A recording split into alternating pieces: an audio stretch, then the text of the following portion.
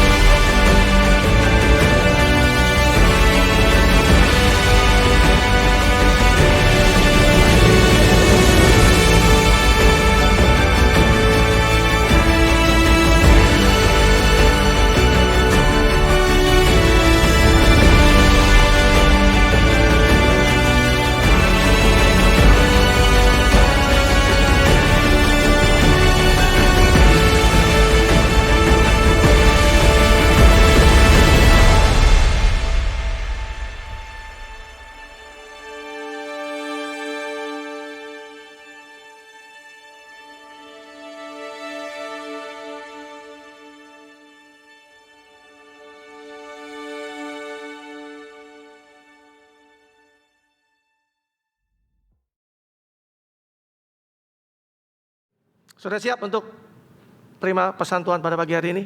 Mari keluarkan catatan saudara. Di bulan Oktober ini tema kita adalah Kingdom Financial atau keuangan kerajaan. Saya memberi judul khotbah saya pagi hari ini dengan satu judul khotbah yang mengulik kita. Apakah saya sudah kaya? Kita akan belajar di seri pengajaran ini.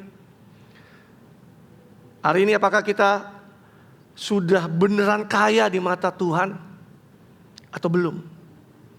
Nah, kita akan belajar banyak tentang prinsip-prinsip kerajaan Allah mengenai keuangan dan kekayaan pada pagi hari ini. Alkitab menuliskan ada 2.300 ayat mengenai keuangan, tentang harta dan tentang kekayaan. Bahkan 11 dari 39 perumpamaan yang Yesus ajarkan itu berbicara tentang uang dan kekayaan. Jadi kita gak boleh tabu belajar atau tabu untuk membicarakan tentang keuangan. Dan seringkali yang menjadi bias buat setiap kita, sebagai anak-anak Tuhan, kita hanya cuman ngerti bagaimana kita menghabiskan uang. Kita cuman hanya ngerti bagaimana kita membutuhkan uang. Tapi kita gak pernah diajari bagaimana caranya kita mengelola keuangan, bahkan memultiplikasikan apa yang Tuhan percayakan dalam kehidupan kita. Katakan amin. Kita perlu tahu, kita perlu mengenali, kita perlu terekspos, kita perlu menangkap, kita perlu menghidupi prinsip-prinsip Tuhan tentang keuangan itu sendiri. Karena kalau kita tidak hidupi prinsip-prinsip daripada kebenaran firman Tuhan tentang keuangan, maka yang kita hidupi adalah prinsip-prinsip yang dunia ajarkan tentang kita. Dan selama ini yang kita dicekoki kebanyakan adalah datangnya daripada dunia tentang prinsip-prinsip keuangan. Prinsip itu seperti hukum. Saya pernah bagikan ini. Contohnya hukum gravitasi, hukum daya tarik bumi. Kita bisa berdiri, saya bisa berdiri, saudara bisa duduk hari ini dengan manisnya. Itu karena daya tarik bumi atau hukum gravitasi yang bekerja. Kalau enggak hari ini kita sudah melayang-melayang seperti di ruang angkasa.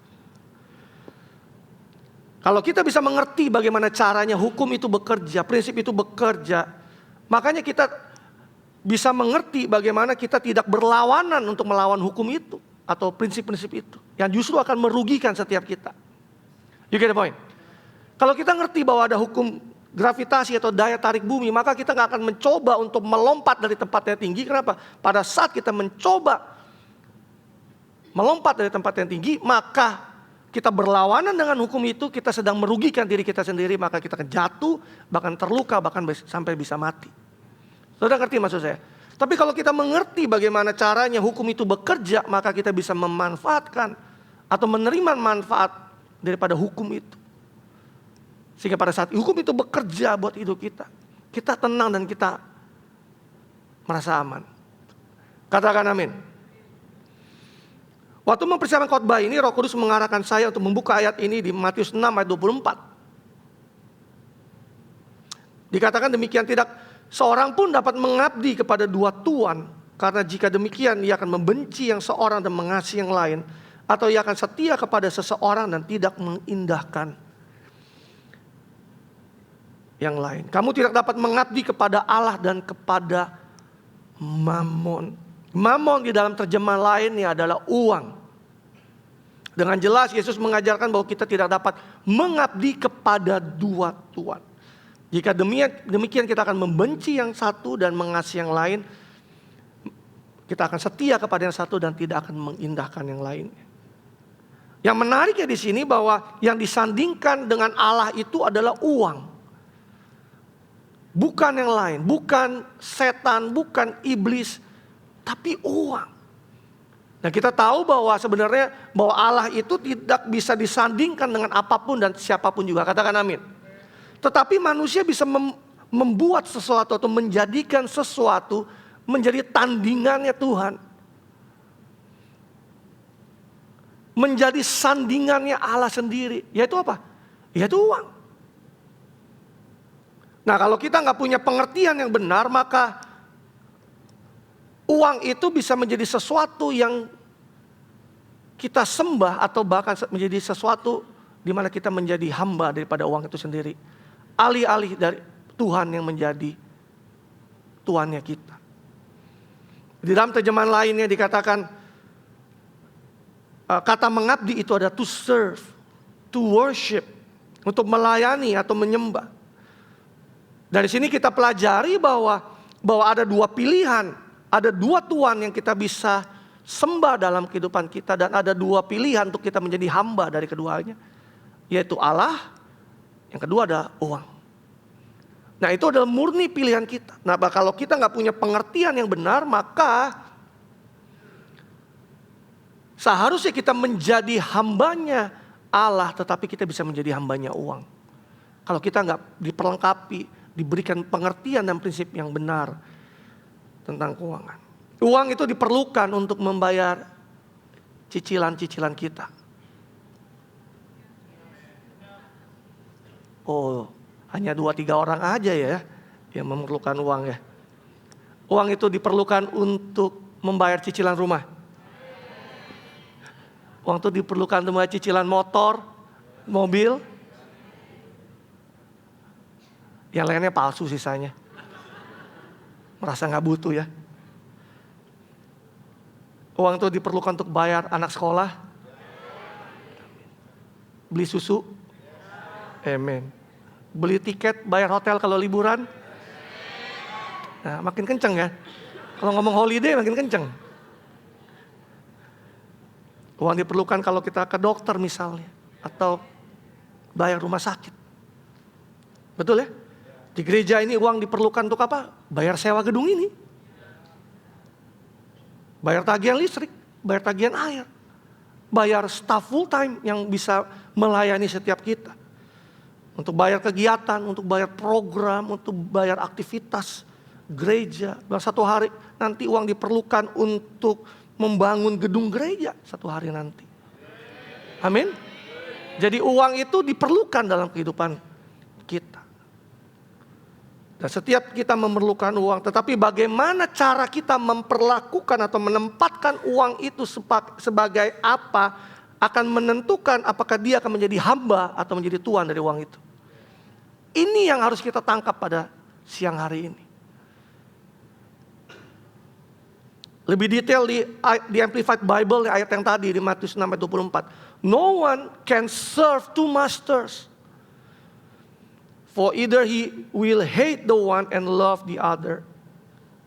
And he will be devoted to the one and despise the other. You cannot serve God and mammon. Mammon itu dikatakan dalam terjemahan Amplified Bible-nya money, possessions, fame, status, and whatever is value more than the Lord. Dengan kata lain, kalau fokus kita kepada mammon yang dikatakan uang, harta, ketenaran, status, dan apapun yang bernilai lebih daripada Tuhan, itu adalah mammon kita.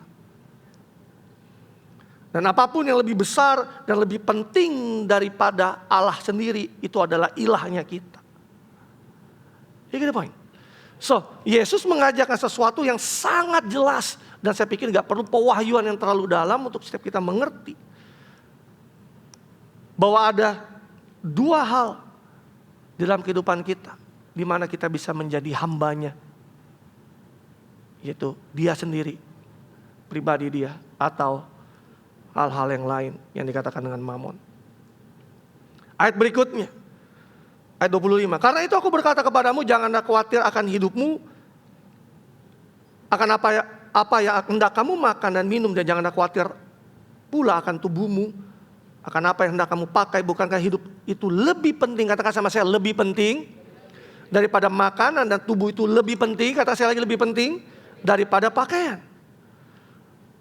Dan Yesus mengajarkan bahwa masalah mammon itu adalah salah satu hal yang paling bisa membuat orang khawatir, termasuk anak-anak Tuhan, termasuk kita semua yang ada di dalam ruangan ini. Yang jujur sama dirinya cuma 2 orang.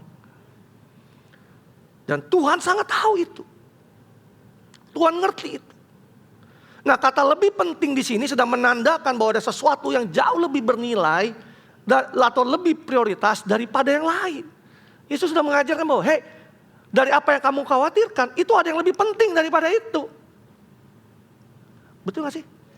Bukankah kita itu sering khawatir kepada sesuatu yang sifatnya penting, betul gak sih? Kalau kita ada sesuatu hal yang receh, kita tuh gak perlu khawatir dengan hal yang receh. Kita hanya khawatir kepada sesuatu hal yang penting, betul ya? Tapi Yesus sedang mengajarkan bahwa daripada semua yang kita khawatirkan itu, ada sesuatu yang jauh lebih bernilai, ada sesuatu yang jauh lebih prioritas daripada itu yang kita khawatirkan. Yesus sudah mengatakan, bukankah hidupmu itu lebih penting daripada makanan? Bukankah tubuhmu itu lebih penting daripada pakaian? Di ayat 26, ayat favorit saya. Pandanglah burung-burung di udara, burung-burung di langit atau burung di udara, yang tidak menabur dan tidak menuai dan tidak mengumpulkan bekal dalam lumbung, namun diberi makan oleh Bapamu yang di sorga. Bukankah kamu jauh melebihi burung-burung itu? Seberapa banyak sih di antara kita yang sering memperhatikan burung-burung di udara? Kayaknya hampir jarang ya. Kecuali saudara memang sekolahnya biologi yang memang harus memperhatikan hewan atau burung. Tapi hampir setiap kita kayaknya gak pernah deh kita sengaja lihat ke langit lalu liatin burung gitu. Sepele ya. Tapi Yesus sudah mengajarkan sesuatu pada setiap kita bahwa coba kamu lihat burung-burung itu di langit. Mereka gak nabur, mereka gak menuai, mereka gak mengumpulkan bekal di lumbung, tapi diberi makan oleh Bapamu yang di surga.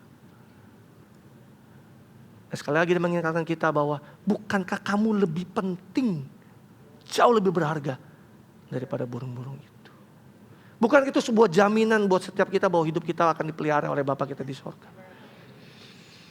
Ayat 31, sebab itu janganlah kamu khawatir. Sekali lagi Yesus mengajar kamu, jangan kamu khawatir dan berkata apakah yang kami makan, apakah akan kami minum, dan apakah yang kami pakai.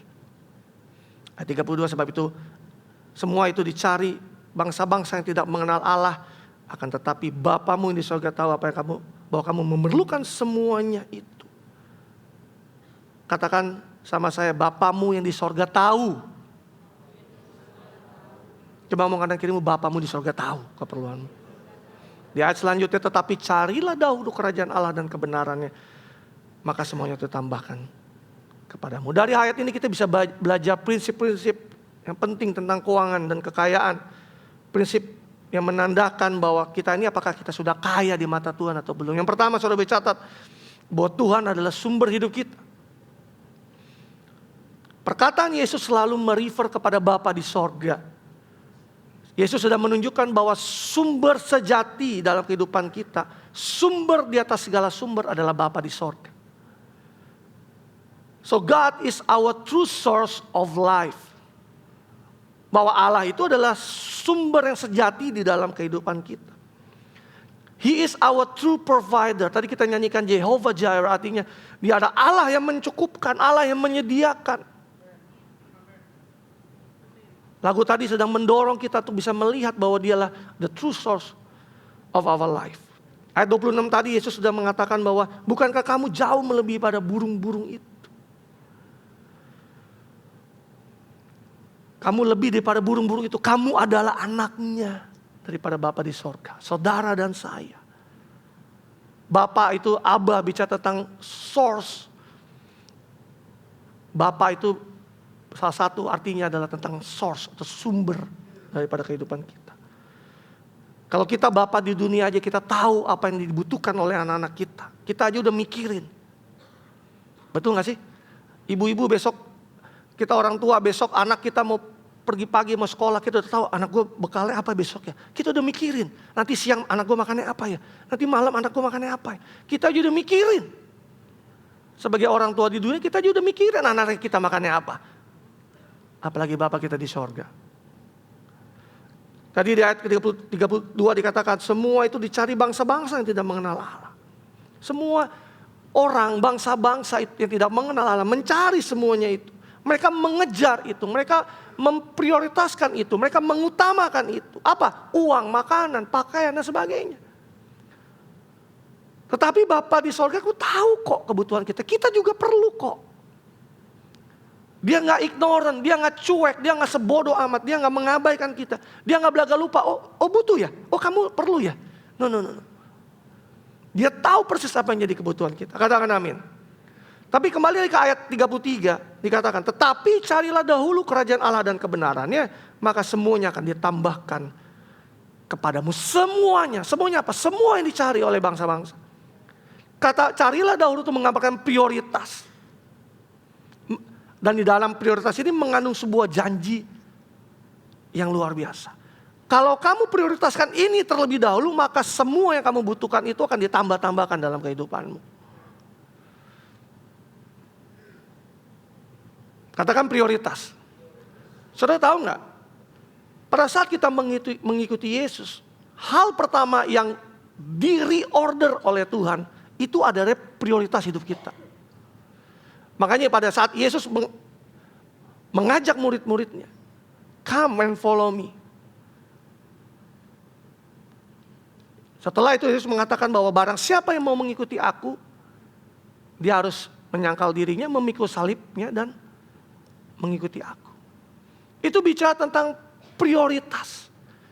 Artinya kalau kita mau mengikuti Yesus tapi kita tidak memprioritaskan dia dalam kehidupan kita, maka kita gak akan bisa mengikuti dia. You get the point? Nah pada saat kita bicara tentang carilah dahulu, sebenarnya Tuhan sedang mau mereorder kehidupan kita. Ditata ulang. Bahwa dari semua yang kita perlukan dalam kehidupan kita, prioritaskanlah lebih dahulu kerajaan Allah dan kebenarannya. Maka semua yang tadi yang kamu butuhkan dalam kehidupan akan ditambahkan dalam kehidupan. Jadi kalau kita mengutamakan apa yang diprioritaskan, kalau kita urusi yang utamanya, maka yang lainnya akan ditambahkan kepadamu. Makanya mentor saya pernah berkata satu kali bahwa jangan mengejar apa yang bisa datang sendiri. Wow. Kalau kita mengejar yang bisa datang sendiri, akan menjadi sia-sia. Tapi lakukanlah, fokuskanlah, prioritaskanlah sesuatu yang jauh lebih penting daripada semuanya. Yaitu apa? Kerajaan Allah dan kebenaran, maka semuanya akan ditambahkan dalam hidup. Di dalam Alkitab ada satu kisah yang saya berdoa ini bisa menggambarkan saudara tentang hal ini. Di Lukas 5 ayat yang pertama sampai ayat yang ke-7. Dikatakan demikian, pada suatu kali Yesus berdiri di pantai danau Genesaret. Sedang orang banyak mengerumuni dia hendak mendengarkan firman Allah. Dia melihat 2 perahu di tepi pantai dan nelayan-nelayan telah turun dan sedang membasuh jalannya. Dia naik ke dalam salah satu perahu itu, yaitu perahu Simon, dan menyuruh dia untuk menolakkan perahunya sedikit jauh dari pantai. Lalu dia duduk dan mengajar orang banyak di atas perahu. Ayat keempat, setelah selesai berbicara, ia berkata kepada Simon, bertolaklah ke tempat yang lebih dalam dan tebarkan jalamu untuk menangkap ikan. Simon menjawab, Guru, telah sepanjang malam kami bekerja keras dan tidak menangkap apa-apa, tetapi karena Engkau menyuruhnya, aku akan menebarkan jala juga. Dan setelah mereka melakukannya, mereka menangkap sejumlah besar ikan sehingga jala mereka mulai koyak. Ayat ke-7 dikatakan, lalu mereka memberi isyarat kepada teman-temannya di perahu yang lain supaya mereka datang membantunya, dan mereka itu datang. Lalu mereka bersama-sama mengisi kedua perahu itu dengan ikan sampai hampir tenggelam. Sampai situ dulu. Satu kali Yesus sedang berada di pantai danau Genesaret hendak memberitakan firman Tuhan. Betul ya? Di ayat kedua, Yesus melihat, ikuti saya. Kemarin minggu lalu Boy mengatakan imajinasikan. Bayangkan, Yesus sedang berada di pinggir danau Genesaret. Lalu Yesus sedang melihat 2 perahu di tepi pantai. Nelayan-nelayan telah turun dan sedang lagi cuci atau membasuh jalannya. Menurut saudara, Yesus melihat nggak di dalam jala mereka ada isinya apa enggak? Di perahu mereka ada isinya apa enggak? Yesus tahu. Mereka zong malam hari itu. Udah nangkep semalam-malaman, mereka nggak dapat apa-apa. Lalu Yesus meminta kepada Simon Petrus untuk, aku mau pakai perahumu. Pertanyaan saya, si Simon Petrus tahu nggak? Tuhan Yesus tahu nggak bahwa Simon Petrus itu capek udah semalam-malaman? Dia tahu. Yesus tahu nggak bahwa Simon Petrus itu butuh ikan untuk dia hidup? Tahu. Perhatikan ayat 4, setelah selesai berbicara, setelah Yesus selesai mengajar, setelah Yesus menyampaikan kebenaran firman Allah, Yesus bicara kepada Simon Petrus, bertolaklah ke tempat yang lebih dalam dan tebarkan jalamu. Jala yang sudah dibasuh itu, yang sudah dia tinggal pulang dan dia tinggal beristirahat, sekali lagi diminta ditebarkan di tempat yang tadi semalam-malaman sudah zong. Tapi apa responnya Simon Petrus? Dia bilang, Guru, telah sepanjang malam kami bekerja keras dan kami tidak menangkap apa-apa, tetapi karena Engkau menyuruhnya, aku akan menebarkan jala juga. Dan pada saat mereka taat melakukannya, kita tahu kisahnya, mereka menangkap sejumlah besar ikan sehingga jala mereka mulai koyak. Kata carilah dahulu itu menempatkan Tuhan yang pertama dalam kehidupannya. Sekalipun dia sudah capek semalam-malaman. Kata carilah dahulu menempatkan urusan kerajaan sorga dan kebenarannya itu lebih dahulu daripada preferensi pribadinya untuk beristirahat dan pulang. Kata carilah dahulu itu artinya menempatkan firman Tuhan itu jauh lebih penting daripada situasi dan kondisi yang dia punya. Kenapa? Karena faktanya dia sudah semalam-malaman gak ada apa-apa. Kondisinya dia gak punya ikan sama sekali di pagi hari itu. Tapi carilah dahulu artinya dia mau percaya dan mau taat kepada firman Tuhan yang Yesus katakan. Bahwa tebarkan jalamu, dan dia tebarkan itu. Yang menariknya di sini, di ayat ke-11. Dan sesudah mereka menghelap perahu-perahunya ke darat, mereka meninggalkan segala sesuatu lalu mengikuti Yesus. Mereka memperoleh ikan yang sangat besar, sangat banyak jumlahnya. Tapi yang mereka kejar adalah Yesus loh. Tangkapan ini sangat banyak. Tapi Simon Petrus dan teman-temannya, Yohanes dan Yakobus ada di situ. Tahu bahwa tangkapan yang banyak ini mungkin satu kali akan habis. Dan saya harus kembali lagi ke danau untuk menangkap ikan. Betul ya? Tapi yang ada di hadapan saya adalah sumbernya. Di mana dia bisa buat segala sesuatu yang tadinya tidak ada menjadi ada. Sesuatu yang kayaknya mustahil menjadi mungkin.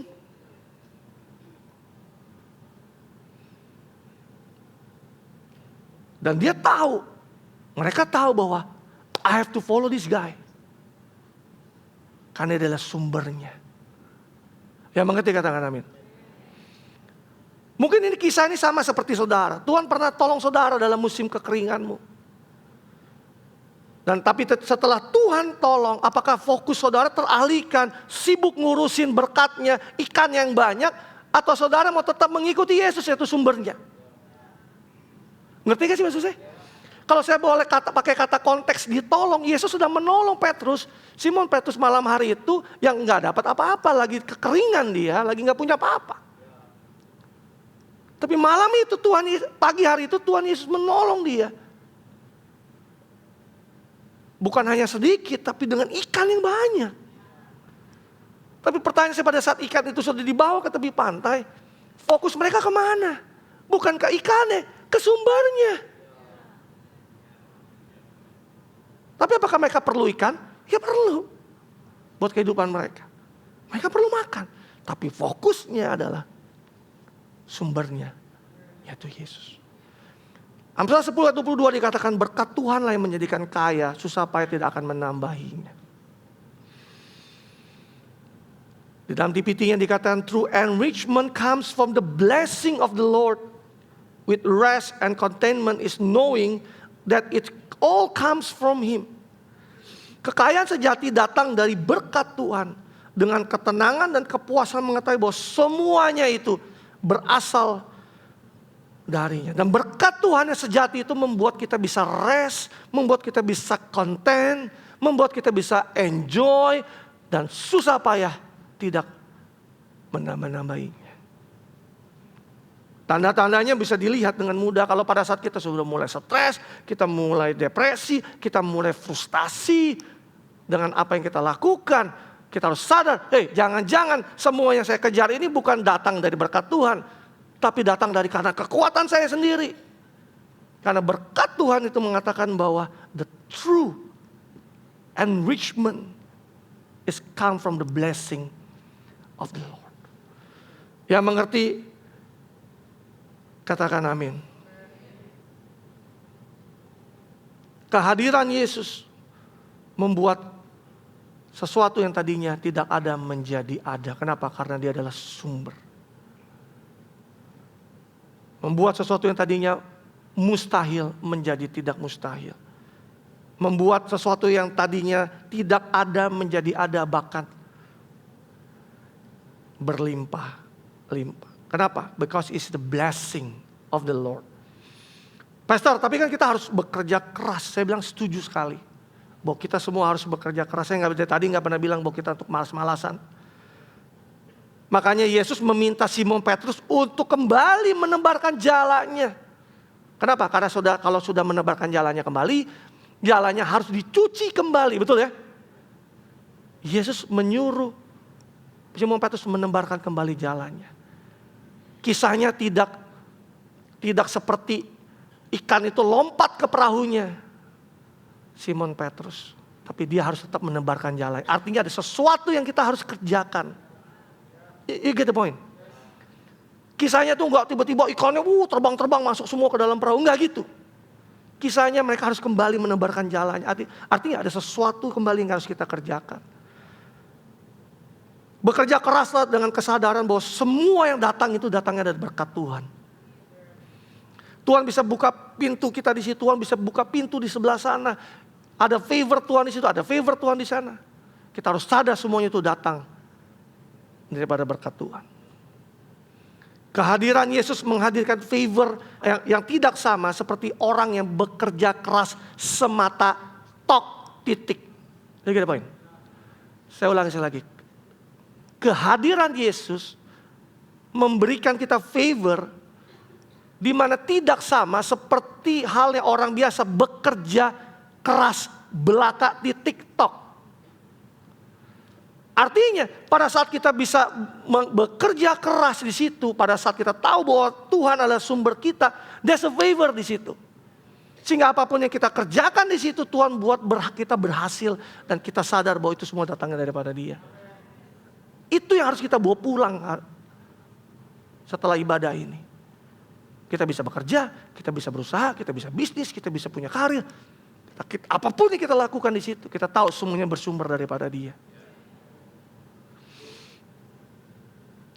Satu kali ada kisah di dalam 5 roti 2 ikan. Saudara udah tahu ini kisah ini. Saya gak perlu baca terlalu banyak. 5 roti 2 ikan ini adalah mujizat multiplikasi yang memberikan makan 5.000 orang laki-laki, belum perempuan dan anak-anak. Dan sisa lagi 12 bakul. Bermula dari seorang anak kecil yang cuma punya 5 roti dan 2 ikan. Ini menggambarkan sesuatu yang gak signifikan dibanding keperluan mereka pada waktu itu. Di sinilah kita bisa belajar bahwa kehadiran Yesus dalam kehidupan kita, ketika Dia menjadi pusat, menjadi sumber, kelimpahan pun bisa terjadi. Ini poin. Tanpa Yesus 5 roti dan 2 ikan ini ya cuma 5 roti dan ikan biasa aja. Tapi pada saat Dia menegada ke langit dan mengucapkan berkat atas 5 roti dan 2 ikan ini, itu bisa bermultiplikasi bahkan bersisa 12 bakul. Nah kalau kita mengerti di sini, we have to choose, is the blesser or the blessing. Kita mau mengejar sang pemberi berkatnya atau berkatnya. Nah orang masih sulit membedakan antara mana sumbernya, mana bukan.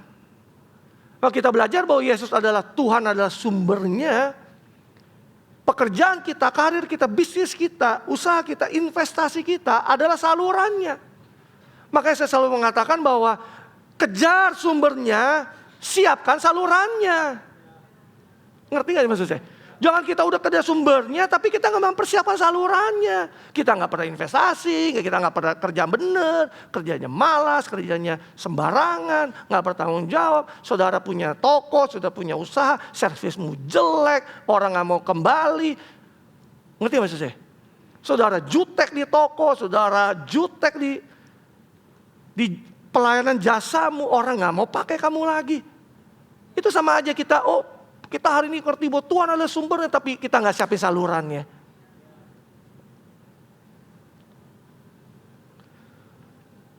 Yang mengerti, katakan amin. Tapi juga kita harus mengerti, jangan sampai kita jadi berfokus kepada salurannya, kita lupa sama sumbernya. Nah seringkali kan kejadiannya begitu. Pada saat Tuhan memberkati kita secara finansial melalui pekerjaan kita, bisnis kita, investasi kita, justru menggeser prioritas dan fokus kita bahwa Tuhan adalah sumbernya. Sama seperti tadi udah nangkap ikannya, begitu banyak ikannya, Yesusnya diabaikan, kita fokus sama ikan yang banyak. Jangan sampai seperti itu dong. Saat teduh sulit, berdoa sulit, ke gereja aja udah sulit. Ini the point. Ada kalanya ketika masih kita belum diberkati, kita rajin pelayanan, rajin doa, rajin hadir ibadah, gak pernah terlambat. Tapi begitu mulai diberkati, sibuk tokonya mulai rame, usaha mulai rame, kita mulai, aduh pastor sorry hari ini aku gak bisa datang. Aku ada orderan banyak, aku udah pastor, aku udah ini. Terus creating. Alih-alih berkat Tuhan itu menjadi berkat buat kita, akhirnya menjadi kutuk buat kita. Kenapa bisa disebut kutuk? Karena itu membuat kamu menjauh daripada sumbernya. Relevan buat saudara? Yang kedua, prinsip yang kedua adalah Tuhan memberikan kita kekuatan. Di Ulangan 8 ayat 18, ayat favorit saya, tetapi haruslah engkau ingat kepada Tuhan Allahmu, sebab Dia yang memberikan kepadamu kekuatan untuk memperoleh kekayaan. Dengan maksud meneguhkan perjanjian yang diikrarkan dengan sumpah kepada nenek moyangmu seperti sekarang ini. Haruslah engkau ingat kepada Tuhan Allahmu, ini yang terpenting. Sekali lagi. Jangan lupa kalau kamu kaya, kalau kamu sukses, semuanya itu datang daripada Tuhan. Harus ingat kepada Tuhan alam. Di dalam terjemahan yang dikatakan, the ability, God is the one who give you the ability to gain wealth. Kemampuan untuk memperoleh kekayaan. Di dalam terjemahan dikatakan, He's the one who give you the power to be successful. Dia yang memberikan kekuatan untuk kita sukses. Wah, kalau kita baca ini berarti Tuhan mau kita sukses. Kalau orang Kristen pada gagal, siapa yang mau jadi orang Kristen? Ngerti gak sih maksud saya? So memang kita didesain untuk sukses. Tapi kita harus sadar bahwa kesuksesan kita, apapun itu bentuknya, itu semua datangnya daripada Dia yang memberikan kita kekuatan untuk kita bisa sampai di situ. Jadi Tuhan gak memberikan kita kekayaan yang jatuh dari langit, tapi Dia berikan kita kekuatan untuk memperoleh kekayaan itu. Kekuatan itu adalah hikmat. Kekuatan itu adalah pikiran. Kekuatan itu adalah mindset. Kekuatan itu adalah ide, kreativitas, strategi, skill, bakat, potensi, grace, favor, hikmat, urapan. Tuhan berikan kepada setiap kita. Untuk apa? Untuk mendatangkan kekayaan. Dan kekuatan itu sudah ada dalam diri kita. Dan catat baik, dan siapapun yang menggali dan mengembangkannya akan memperoleh kekayaan. Dan akan menjadi sukses, firman Tuhan katakan. Sudah catat ini. Kekayaan tidak datang kepada mereka yang kepalanya kosong. Kalau saudara gak punya wawasan, saudara gak punya pengetahuan, saudara gak tahu caranya uang itu bekerja, saudara gak tahu bagaimana caranya bisnis bekerja, kekayaan itu gak datang kepada saudara. Pastor, aku jago masak loh. Aku kalau masak enak. Oh, kalau aku bagi ke teman-teman semua, kalau lagi home aku masak, oh semua orang bilang enak. Saya mau katakan setiap saudara bahwa hanya karena kamu jago masak, bukan berarti semerta-merta kamu dapat berbisnis dan menjadikan masakanmu itu menjadi sumber berkat buat kehidupanmu. Ngerti gak sih maksudnya? Karena saya menemukan ada banyak orang yang punya bisnis restoran puluhan bahkan ratusan cabang. Gak bisa masak juga loh.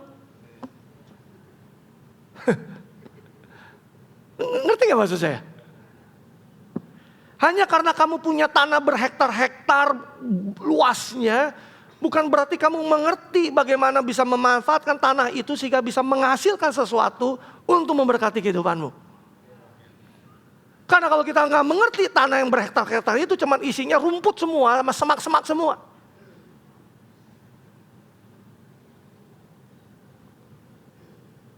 So makanya kita harus tahu bahwa setiap kita punya potensi itu, punya kekuatan itu. Dan kita mengembangkan apa yang telah Tuhan taruh di depan kita. Kekayaan tidak datang kepada mereka yang malas, tidak mau mengembangkan talentanya, bakatnya, potensinya, atau skillnya. Kita jangan berpikir bahwa pada saat jendela sorga terbuka lalu dari sorga turun jatuh uang gitu. Seperti beberapa waktu saya baca ada cerita kampanye orang pakai helikopter tabur-tabur uang gitu. No. Jendela sorga terbuka, dia memberikan ide kepada setiap kita. Kreativitas buat setiap kita. Untuk apa? Untuk kita kembangkan, untuk kita gali lebih dalam. So saya berdoa ini mengubah cara berpikir kita. Kita bermimpi bahwa Tuhan, aku maunya ada kue, cake yang bagus, udah tertata bagus. Betul ya? Bagus, wah 3 tingkat, ada cherry-nya di atas, kuenya bagus Tuhan. Tapi yang Tuhan berikan adalah apa? Tepung, gula, telur, itu yang diberikan sama kita. Jadi seringkali ekspektasi antara anak Tuhan dengan apa yang Tuhan mau kerjakan itu kita terbalik-balik. Kita berdoanya itu datangnya kue, tapi Tuhan kasihnya kita ada bahan-bahannya untuk kita kembangkan.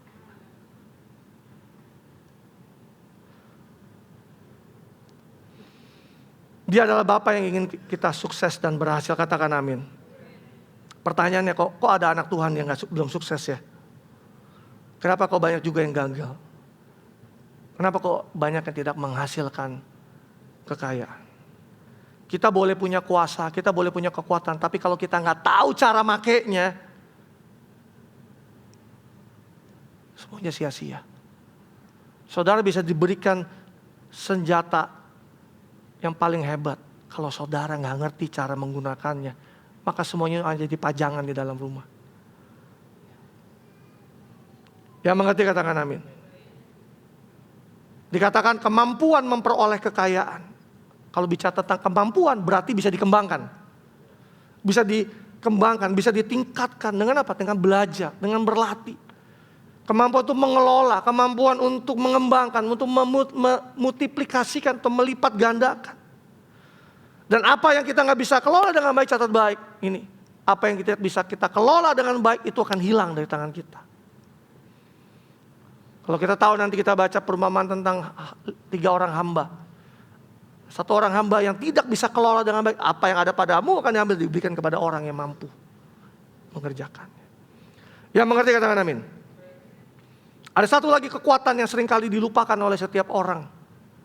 Dan semua orang itu punya, yaitu apa? Waktu. Setiap orang diberikan semua waktu yang sama, 24 jam sehari dan 7 hari seminggu. Ada yang lebih dapat 25 jam? Saya mau nitip dong, boleh kalau ada. Oh saya 25 jam Pastor. Kita semua punya waktu yang sama. Tapi seberapa banyak orang yang bisa menggunakan atau mengelola waktunya dengan baik? Mengkonversi waktu, Pastor Chris pernah bilang sama saya gini. Mengkonversi waktumu. Betul? Kalau kita sibuknya misalnya main game terus, nonton film berjilid-jilid, daripada kita belajar sesuatu menjadikan kita lebih baik setiap harinya, makanya sesungguhnya kita tidak sedang mengkonversi waktu kita dengan baik. Saya nggak bilang bahwa kita nggak boleh punya entertainment, kita nggak boleh nonton, no. Tapi kalau itu terus yang kita kerjakan, maka waktu yang kita punya kita konversi dengan sesuatu yang salah. Tapi kalau saudara belajar, saudara bertekun, maka semua yang saudara punya, waktu yang saudara punya itu bisa dikonversikan jadi membuat saudara menjadi lebih baik. Katakan amin. Kisah 3 hamba tadi yang saya katakan, semuanya diberikan waktu yang sama. Nggak ada yang bawa, yang kamu 1 bulan, yang kamu 2 bulan, 3, nggak ada. Semua 3 hamba dikasih waktu yang sama. Tapi pada saat Tuhannya kembali, 3-3 yang dipanggil, berarti waktunya sama. Yang 2 jadi 4, yang 1 disembunyikan di dalam tanah. Artinya apa? Bahwa ada orang-orang yang bisa mengkonversi waktu mereka dengan baik, melipat gandakan apa yang dia punya. Ada yang tidak melakukan apa-apa. Nanti kita akan belajar di poin berikutnya. Yang ketiga adalah kita hanyalah pengelola. Poin yang ketiga.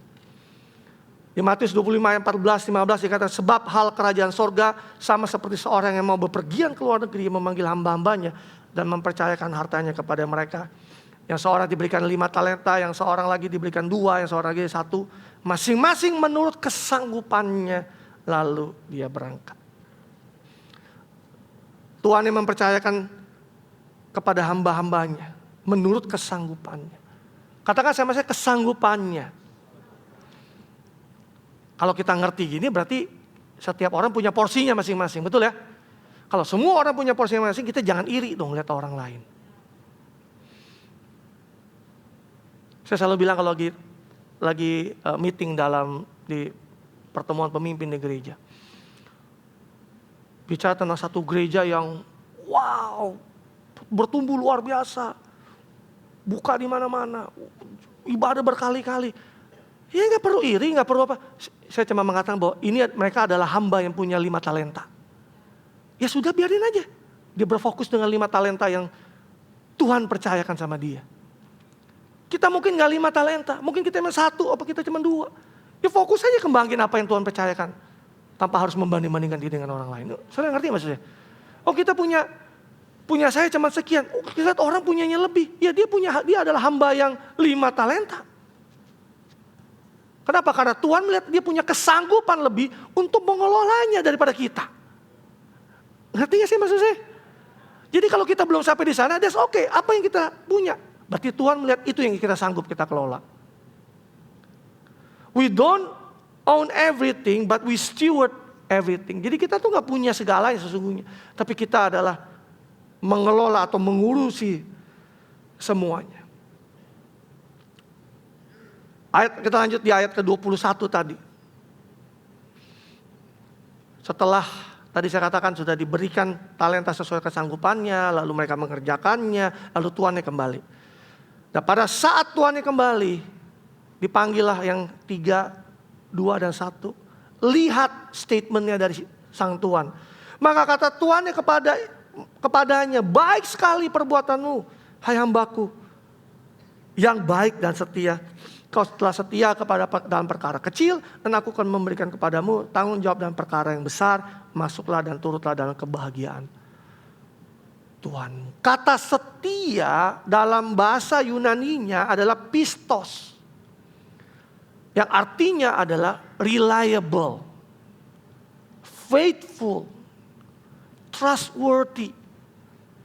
Hambaku yang dapat diandalkan, hambaku yang setia, hambaku yang dapat dipercaya. Sedangkan buat satu hamba yang punya satu talenta yang tidak mengembangkannya atau tidak melipat gandakannya, di ayat ke-24 dikatakan, kini datanglah juga hamba yang menerima satu talenta dan berkata, Tuhan, aku tahu bahwa Tuhan adalah manusia kejam yang menuai di tempat Tuhan tidak menabur, yang memungut dari tempat di mana Tuhan tidak menanam. Ayat ke-25, karena itu aku takut dan pergi menyembunyikan talenta Tuhan itu di dalam tanah dan terimalah kepunyaan Tuhan. Di ayat 20 dikatakan, maka jawab tuannya itu, hai kamu hamba yang jahat dan malas.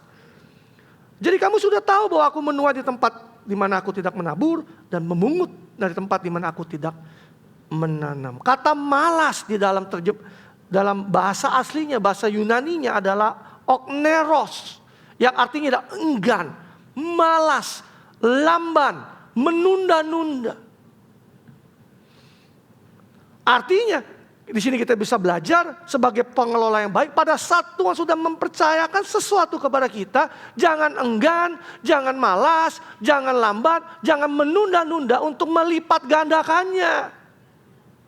Katakan amin. Tapi jadikan kita hamba yang bisa dipercaya, bisa diandalkan, dan setia. Makanya orang yang malas, orang yang enggan, orang yang sering menunda-nunda sesuatu, orang yang lamban, sulit Tuhan bisa mempercayakan lebih kepada dia. Karena apa yang ada padanya aja itu enggak dikelola dengan baik. Pengelolaan adalah sebuah ujian dari kesetiaan. Katakan amin. Apapun itu, kita mau di kerjaan, mau di gereja, mau dalam kehidupan kita sama Tuhan. Pengelolaan itu adalah sebuah ujian dari kesetiaan. Pengelolaan ada sebuah kesempatan untuk memperbesar kapasitas kita. Karena setiap kali kita diberikan kesempatan untuk mengelola dan kita mengerjakannya dengan setia, maka kapasitas kita akan diperbesar. Dan kapasitas yang lebih besar itu sedang menunggu kita. Ya, mengerti, katakan amin. Artinya kita juga tahu bahwa pada saat kapasitas kita diperbesar oleh Tuhan, berarti ada tujuan Tuhan yang semakin besar dalam kehidupan kita. Kenapa kita dipercaya lebih oleh Tuhan. Dan kita gak boleh lupa akan hal itu. Yang keempat, yang terakhir. Apakah kita kaya? Apakah kita sudah kaya? Prinsip yang keempat, taklukkan cinta akan uang.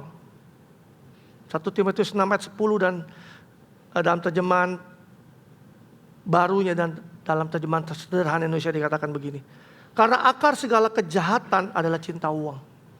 Sebab oleh memburu uanglah beberapa orang telah menyimpang dari iman dan menyiksa dirinya dengan berbagai-bagai duka. Di dalam terjemahan sederhana Indonesia dikatakan, karena cinta akan uang adalah penyebab utama segala kejahatan. Banyak orang yang tersesat dan meninggalkan keyakinan mereka kepada Kristus demi mengejar harta duniawi. Pada akhirnya mereka dapatkan hanyalah sakit hati yang pedih dan penderitaan yang erat. Akar dari kejahatan bukan uang, tapi cinta akan uang. Uang itu gak pernah jahat. Yang jahat itu adalah cinta akan uang. Dikatakan yang memburu uang lah, beberapa orang telah menyimpang daripada iman mereka. Kata memburu itu artinya kita mengejar. Firman Tuhan katakan bahwa aku akan menjadikan engkau kepala dan bukan ekor. Kalau kita memburu berarti uang jadi kepala, kita yang jadi ekornya.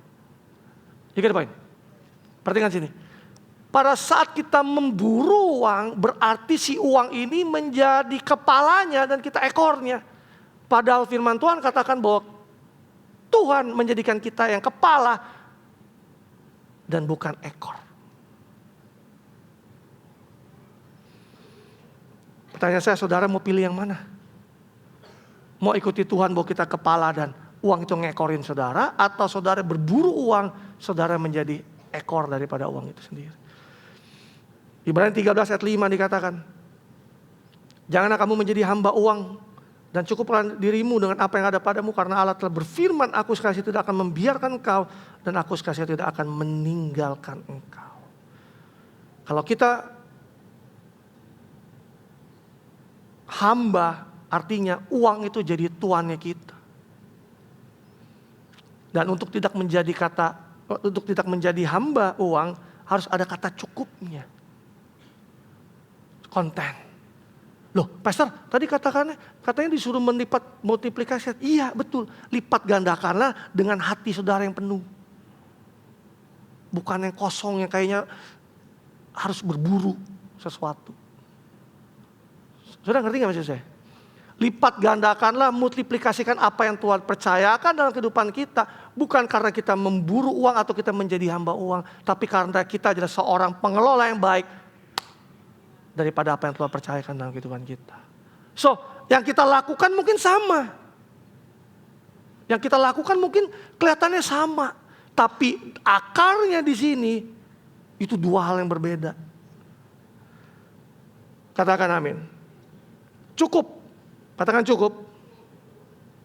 Karena Tuhan berjanji dia tidak akan pernah membiarkan kita dan tidak akan pernah meninggalkan kita sekali-sekalipun. Kemarin saya lagi baca berita.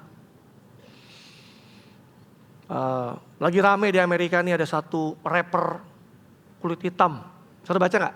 Saya gak perlu sebut nama lah ya. Rapper kulit hitam terkenal.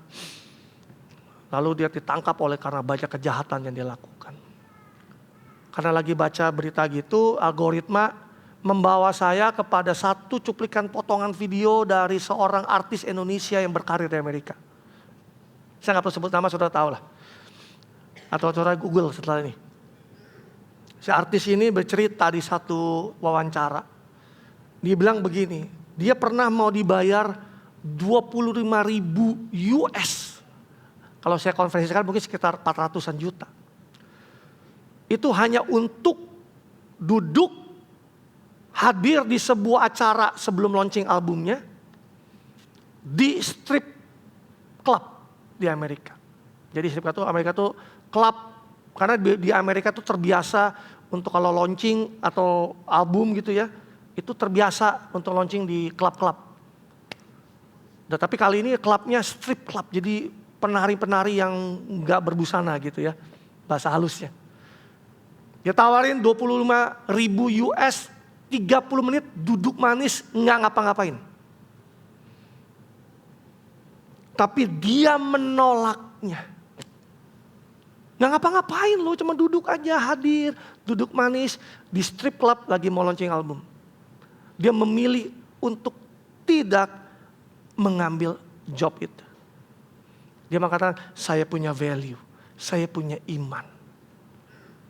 Karena pada saat saya ambil job itu sedang merusak value yang dia bangun selama ini. Dia tidak mau value-nya itu turun dari apa yang dia bangun selama ini. Dari sini saya bisa melihat bahwa dia bukan hamba uang. Karena kalau kita menjadi hamba uang, uang akan menurunkan value kita. Kalau menurunkan value kita, maka segala macam kejahatan bisa terjadi di sana. Ngerti gak sih maksud saya? Jadi kalau kita yang menjadi hambanya uang, uang itu akan menurunkan value kita dari waktu ke waktu. Satu kali orang muda kaya menjumpai Yesus. Matius 19 ayat 16 sampai ayat yang ke-23. Saudara enjoy? Ada seorang datang kepada Yesus. Ini orang muda yang kaya. Dan berkata, "Guru, perbuatan baik apa yang harus kau berbuat untuk memperoleh hidup yang kekal?" Jawab Yesus, "Apa sebabnya engkau bertanya kepada aku tentang apa yang baik? Hanya satu yang baik, yaitu jika engkau ingin masuk ke dalam hidup, turutilah segala perintah Allah." Kata orang itu kepadanya, "Perintah yang mana?" Kata Yesus, "Jangan membunuh, jangan berzina, jangan mencuri, jangan mengucapkan saksi dusta, hormatilah ayah ibumu dan kasihilah sesamamu manusia seperti dirimu sendiri." Kata orang muda itu kepadanya, "Semua itu telah kuturuti, apalagi yang masih kurang?" katanya. Kata Yesus ayat 21, "Jika engkau hendak sempurna, pergilah jualah segala milikmu dan berikanlah kepada orang-orang miskin, maka engkau akan beroleh harta di sorga. Kemudian datanglah kemari dan ikutlah aku." Dan orang muda itu mendengar perkataan itu, pergilah dia dengan sedih karena banyak hartanya. Yesus berkata di ayat 23 kepada murid-muridnya, "Aku berkata kepadamu, sesungguhnya sukar sekali bagi orang kaya untuk masuk ke dalam kerajaan surga." Di dalam Amplified Bible-nya dikatakan, "But when the young man heard this, he left grief and distress. For he owned much property and had many possessions, which he treasured more than his relationship with God." Artinya pada saat pemuda itu mendengar perkataan Yesus, dia sedih. Dia pergi dengan sedih dan tertekan. Kenapa? Karena dia punya banyak harta. Memiliki banyak harta yang dia hargai melebihi hubungannya sama Tuhan. Dari sini kita bisa belajar bahwa si orang muda kaya ini hatinya melekat sama kekayaannya. Yang coba Yesus lakukan bukanlah membuat dia jatuh miskin, tetapi yang Yesus lakukan sedang memisahkan hatinya untuk terlepas dari keterlekatannya dengan kekayaan yang dia punya. Supaya apa? Supaya si orang muda ini bisa mengikuti Yesus kemana Yesus pergi. Kenapa? Karena pada saat si kekayaan ini melekat pada hatinya, Yesus sangat tahu bahwa sulit sekali orang yang hatinya melekat pada kekayaannya untuk mengikuti aku kemana aku pergi. Bisa katakan amin? Apakah kita di sini lihat bahwa Yesus membenci orang kaya? No, Yesus mengasihi orang kaya. Yang Yesus gak mau adalah hatinya melekat, mencintai kekayaannya daripada Yesus sendiri. Dengan kata lain, dia menilai tinggi kekayaannya lebih tinggi daripada hubungannya dengan dia. Dengan kata lain, keintimannya dengan kekayaannya melebihi rasa keinginannya, keintimannya mau bersama dengan Yesus. Jangan sampai kita jadi seperti orang muda yang kaya ini yang datang sama Yesus, yang menggantungkan hidup kita sepenuhnya kepada kekayaan. Tapi Yesus mengajarkan kita pada pagi siang hari ini untuk menggantungkan dan melekatkan hidup kita hanya kepada Dia. Dari sini kita juga bisa belajar, saudara catat ini. Seseorang bisa saja melakukan semua perintah Tuhan. Seperti orang muda kaya tadi. Tapi hatinya jauh mencintai kekayaannya daripada Tuhan sendiri. Katakan amin. Kesimpulannya,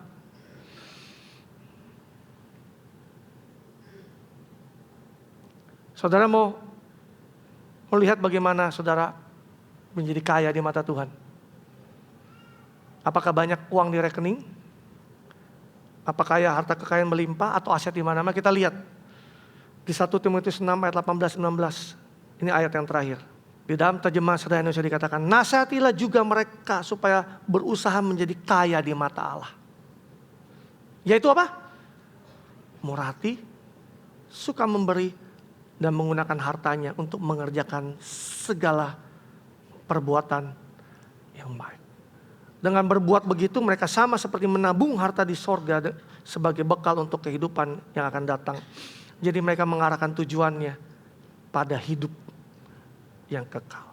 Kaya menurut versinya Tuhan itu adalah murah hati, suka memberi, menggunakan hartanya untuk mengerjakan segala sesuatu perbuatan yang baik. Di sini kita belajar hari ini bahwa kaya menurut Tuhan dan kaya menurut versi dunia itu beda banget.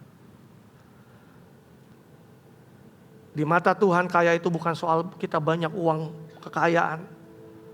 Tetapi di mata Tuhan kekayaan itu di jiwanya. Di pikirannya. Di dalam rohnya. Karena hanya orang yang bisa memberi. Karena hanya orang yang suka memberi dan orang yang bisa bermurah hati. Itu ada orang yang jiwanya kaya. Ngerti gak maksudnya? Saudara bisa punya uang banyak, tapi kalau jiwamu miskin, saudara gak akan suka memberi. Saudara gak akan suka memberikan sesuatu untuk perbuatan yang baik. Saudara gak akan bisa murah hati. Ada gak? Ada yang kayak gitu. Tapi ada orang-orang yang punya uangnya banyak. Tapi karena jiwanya kaya, dia jadi orang yang generous. Dia jadi orang yang murah hati. Dia jadi orang yang suka memberi. Statement terakhir, Tuhan tidak akan mempercayakan kekayaan kepada seseorang yang belum siap menanganinya. Tuhan seringkali tidak mempercayakan keuangannya kepada seseorang karena dia belum memahami jalan-jalannya, rencana-rencananya daripada Tuhan. Belum mengenali tujuan Tuhan dalam kehidupannya. Kenapa sih saya dibuat harus menjadi seseorang yang punya lebih daripada orang lain? So kita sini kita belajar bahwa Tuhan mempercayakan sesuatu kepada kita menurut kesanggupannya dan menurut apa yang Dia telah percaya dalam kehidupan kita. Kalau itu belum ada di tangan kita, that's okay, that's fine. That's okay, that's fine. Kerjakan aja apa yang ada dalam tanganmu. Sehingga Tuhan bisa memberkati kita lebih. Dan bukan hanya sampai dengan situ bahwa kita menjadi orang yang wah gue kaya punya uang banyak. No. Tapi jadi orang yang kaya di mata Allah. Itu apa? Murah hati. Generous. Suka memberi. Untuk pekerjaan-pekerjaan yang baik. Untuk Allah. Katakan amin.